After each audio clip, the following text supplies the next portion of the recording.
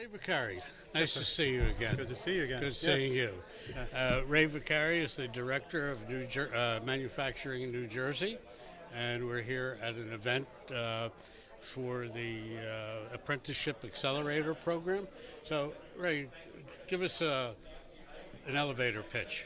Okay, well, as I go around the state and talk to manufacturers, a lot of manufacturers want to have apprenticeship programs.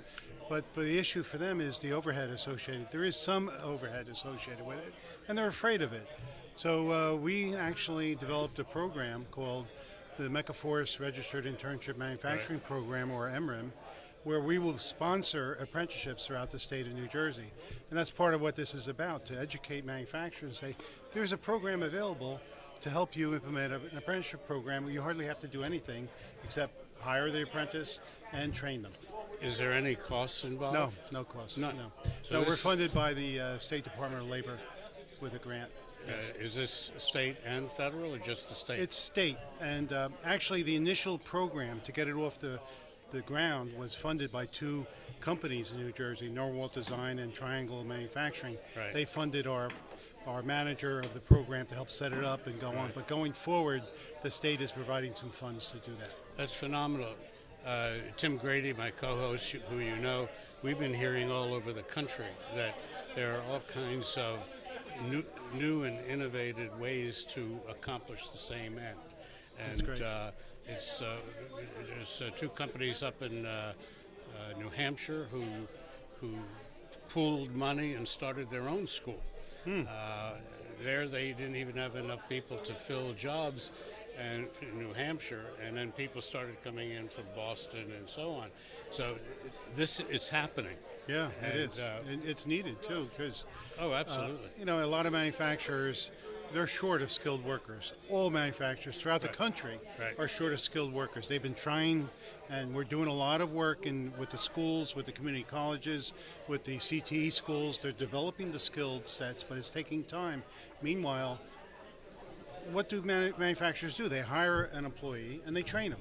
Right. Well, this is an apprenticeship program, is a formal training program that ends up with a national accredited program for the apprentice, and it helps the manufacturer because they've got a skilled worker, a highly skilled worker now, who has a lot of loyalty to the company. The retention rate is very high once these apprenticeships finish their program. So let me ask you a semi-political question. We try not to get involved in it, but the last 6 months or so, it's hard to talk about manufacturing and not have politics get into it. So let me ask you a question. We're already short nationwide 700,000 people in manufacturing, and now we're going to create new jobs. Unemployment is the lowest. We're going to create new jobs, if that's not a myth.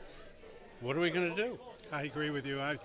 My initial reaction when I hear about the administration's focus on manufacturing, wonderful, great, bring manufacturing back in America. But then I think, oh my God, we can't even supply the current manufacturers with the skilled workers we need. We really need to ramp it up. This morning we had the manufacturing caucus from New Jersey legislature, which was just formed, and they're looking for how can they help. And one of the biggest ways they can help is to fund the CTE schools in the state of New Jersey. We have one in every county, and these CTE schools are turning away students. 3 out of every 4 students are turned away, not because they're not qualified, but because there's no room at the inn. We need to fund more and more of these schools to produce the skilled workers we need to meet that demand. And if we don't do this, we're going to be short 10 million jobs by 2025. Is that the guesstimate? Again, especially with the administration's aggressive approach to bring manufacturing back. Yes. Yeah. Well, Ray, I hope all of us succeed at this. I was really quite impressed with the interviews, the panel this morning and such, and quite a few of the people that some I know.